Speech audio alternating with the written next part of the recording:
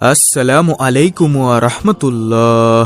একজন মুমিনের দৈনন্দিনের জীবনে কিছু আমল নিয়মিত হওয়া উচিত, কারণ প্রত্যেকটি মানুষকে একদিন মৃত্যুবরণ করতে হবে। মৃত্যু থেকে পালানোর কোনো উপায় নেই। অতএব প্রতিদিন যদি ওই আমলগুলো করা হয়, তাহলে যেদিন মৃত্যু হবে সেদিন ওই আমলগুলো করার কারণে ধর্তব্য হবে যে মৃত্যুর দিন এই আমলগুলো করা হয়েছে। তাই আজকের ভিডিওতে আমি আপনাদেরকে জানাবো দৈনিক নিয়মিত করা যায় এমন সহজ 13টি আমল, যার প্রতিদানে আপনি পাবেন অসংখ্য সওয়াব ইনশাআল্লাহ। দর্শক, ধৈর্য ধরে ভিডিওটি দেখুন, কারণ ভিডিওতে 13টি আমলের ফজিলত সহ নিয়ম কানুন সহ আপনাদেরকে জানাবো। তাই আপনাদের কাছে অনুরোধ, ধৈর্য ধরে ভিডিওটি সম্পূর্ণ দেখুন। 13টি আমলের মধ্যে নম্বর 1, প্রত্যেক অজুর পর কালেমায়ে শাহাদাত পাঠ করা। আশহাদু আল্লা ইলাহা ইল্লাল্লাহু ওয়াহদাহু লা শারিকা লাহু ওয়া আশহাদু আন্না মুহাম্মাদান আবদুহু ওয়া রাসূলুহু। অর্থ, আমি সাক্ষ্য প্রদান করছি যে আল্লাহ ব্যতীত কোনো মাবুদ নেই, তিনি একক, তার কোনো অংশীদার নেই, এবং আমি আরও সাক্ষ্য প্রদান করছি যে নিশ্চয়ই হযরত মুহাম্মদ সাল্লাল্লাহু আলাইহি ওয়াসাল্লাম আল্লাহর প্রেরিত বান্দা ও রাসূল। অজুর পর কালেমায়ে শাহাদাত পড়া মুস্তাহাব। রাসূল করিম সাল্লাল্লাহু আলাইহি ওয়াসাল্লাম ইরশাদ করেছেন, যে ব্যক্তি উত্তম রূপে অজু করার পর আশহাদু আল্লা ইলাহা ইল্লাল্লাহু ওয়াহদাহু লা শারিকা লাহু ওয়া আশহাদু আন্না মুহাম্মাদান আবদুহু ওয়া রাসূলুহু বলবে, তার জন্য জান্নাতের 8টি দরজাই খুলে দেওয়া হবে, সে যে দরজা দিয়ে ইচ্ছা প্রবেশ করতে পারবে। সহিহ মুসলিম শরীফের হাদিস। সুবহানাল্লাহ। নম্বর 2, প্রত্যেক ফরজ সালাতের শেষে আয়াতুল কুরসি পাঠ করা। আয়াতুল কুরসি হল সূরা বাকারার 255 নং আয়াত। আয়াতুল কুরসির ফজিলত হল, হাদিস শরীফে বর্ণিত হয়েছে, রাসূলুল্লাহ সাল্লাল্লাহু আলাইহি ওয়াসাল্লাম বলেছেন, যে ব্যক্তি প্রত্যেক ফরজ নামাজের পর আয়াতুল কুরসি পাঠ করবে, তার জান্নাতে প্রবেশের পথে মৃত্যু ছাড়া আর কোনো বাধা থাকবে না। শুআবুল ঈমান, হাদিস নম্বর 2395।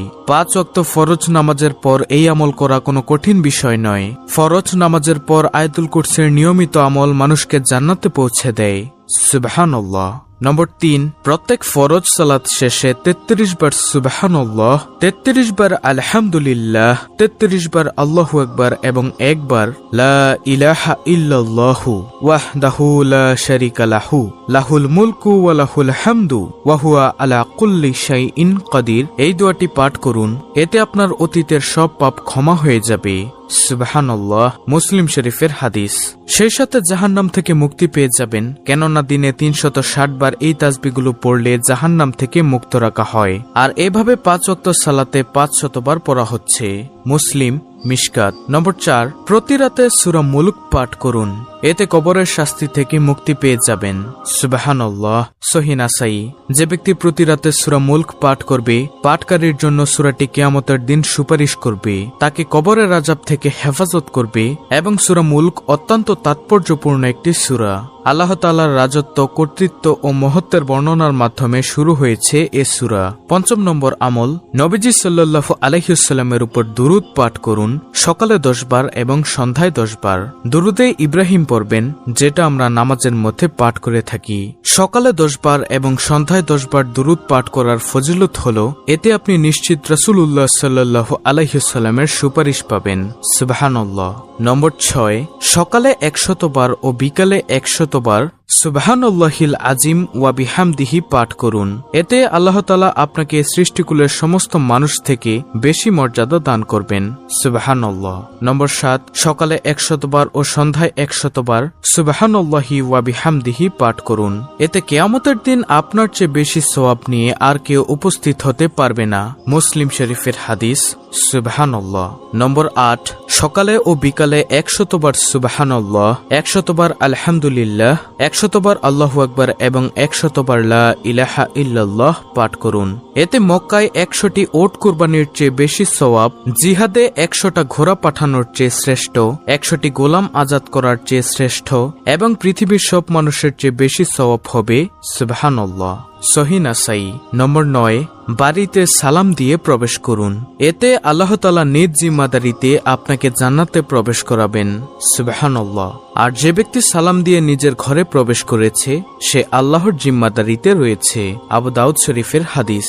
সুতরাং মুমিন মুসলমানের উচিত ঘরে প্রবেশের আগে সালাম দেওয়া। সালাম দিয়ে ঘরে প্রবেশ করলে যতক্ষণ সে ঘরে অবস্থান করবে ততক্ষণ সে আল্লাহর জিম্মাদারিতে থাকবে। যে আল্লাহর জিম্মাদারিতে থাকবে তার কোনো চিন্তা নেই কোনো বিপদের আশঙ্কা। আর কোন ব্যক্তির জন্য এর চেয়ে সৌভাগ্যের বিষয় আর কি হতে পারে। আল্লাহ তাআলা মুসলিম উম্মাহর সবাইকে ঘরে প্রবেশ করার সময় সালাম দেওয়ার মাধ্যমে মর্যাদা ও সম্মানের এ ফজিলত অর্জন করার তৌফিক দান করুন, আমিন। নম্বর 10, জামাতে ইমামের প্রথম তাকবীরের সাথে 40 দিন সালাত আদায় করুন। এতে আপনি নিশ্চিন্তে জাহান্নাম থেকে মুক্তি পেয়ে যাবেন। সুবহানাল্লাহ। তিরমিজি শরীফের হাদিস। আনাস রাদিয়াল্লাহু তাআলা আনহু থেকে বর্ণিত হাদিসে নবীজি সাল্লাল্লাহু আলাইহি ওয়াসাল্লাম বলেন, যে ব্যক্তি 40 দিন জামাতে নামাজ আদায় করবে এবং সে প্রথম তাকবীরও পাবে, তার জন্য 2টি মুক্তির পরওয়ানা লেখা হবে। 1, জাহান্নাম থেকে মুক্তি। 2, নেফাক থেকে মুক্তি। সুনানে তিরমিজি হাদিস নম্বর 241। নম্বর 11, প্রতি মাসে আয়ের একটি অংশ এতিমখানা বা মসজিদ, মাদ্রাসা বা গরিব দুঃখী বিধবাদের মাঝে দান করবেন, হোক সেটা অতি অল্প। এতে আপনি আল্লাহ তাআলার কাছে জিহাদকারীর সমতুল্য হবেন। বুখারী শরীফের হাদিস। ভালো কাজে সহযোগিতা করার মধ্য দিয়ে আল্লাহর পক্ষ থেকে নেকি অর্জন করা যায়। সে কাজ যদি হয় মসজিদ মাদ্রাসা নির্মাণের জন্য, তাহলে তো কথাই নেই, কারণ মসজিদ মাদ্রাসায় দান করা সদকায়ে জারিয়ার অংশ। কেউ যদি মসজিদ নির্মাণে অর্থ দান করেন, তাহলে যতদিন এই মসজিদ চলমান থাকবে, যতদিন এই মসজিদে মানুষ নামাজ পড়বে, ততদিন ওই দাতা ব্যক্তির আমল নামায় সওয়াব লেখা হবে। এমনকি তিনি কবরে বসেও এর সওয়াব পেতে থাকবেন। আল্লাহ তাআলা আমাদেরকে বেশি বেশি দান করার তৌফিক দান করুন, আমিন। নম্বর 12, মহিলারা 4টি কাজ করবেন। 1, 5 ওয়াক্ত সালাত আদায় করবেন। 2, রমজানের সিয়াম পালন করবেন। 3, লজ্জাস্থানের হেফাজত করবেন। 4, স্বামীর আনুগত্য করবেন। হযরত আবু হুরায়রা রাদিয়াল্লাহু তাআলা আনহু থেকে বর্ণিত, রাসূলুল্লাহ সাল্লাল্লাহু আলাইহি ওয়াসাল্লাম বলেছেন, যে নারী 5 ওয়াক্ত নামাজ আদায় করে, রমজান মাসে রোজা রাখে, স্বীয় লজ্জাস্থান সংরক্ষণ করে, স্বীয় স্বামীর অনুগত থাকে, কিয়ামতের দিন তাকে বলা হবে যে, জান্নাতের যে দরজা দিয়ে খুশি তুমি জান্নাতে প্রবেশ করো। সহিহ ইবনে হিব্বান হাদিস নম্বর 4163। 13 নম্বর আমল, মসজিদে ফজরের সালাত আদায় করে বসে বসে দোয়া জিকির পাঠ করুন এবং সূর্য উঠে গেলে 2 রাকাত চাস্তের সালাত আদায় করুন। এতে আপনি প্রতিদিন নিশ্চিত একটি কবুল হজ ও একটি উমরার সওয়াব পাবেন। আর কবুল হজের সওয়াব জান্নাত ছাড়া আর কিছুই নয়। তিরমিজি। সুবহানাল্লাহ। সুপ্রিয় দর্শক, এই হলো মোট 13টি আমল। অত্যন্ত গুরুত্বপূর্ণ একটি ভিডিওটি ভালো লাগলে অবশ্যই চ্যানেলটিকে সাবস্ক্রাইব করে পাশে থাকা বেল আইকনটি অল বাজিয়ে দিবেন। ভিডিওটিতে একটি লাইক দিবেন এবং কমেন্টে আমিন লিখবেন এবং অন্য মুসলিম ভাই বোনদের কাছে ভিডিওটি শেয়ার করে দিবেন, যেন তারাও দেখে শিখে এই 13টি আমল করতে পারে। আল্লাহ রাব্বুল আলামিন আমাদের সকলকে এই 13টি আমল বেশি বেশি করার তৌফিক দান করুন, আমিন।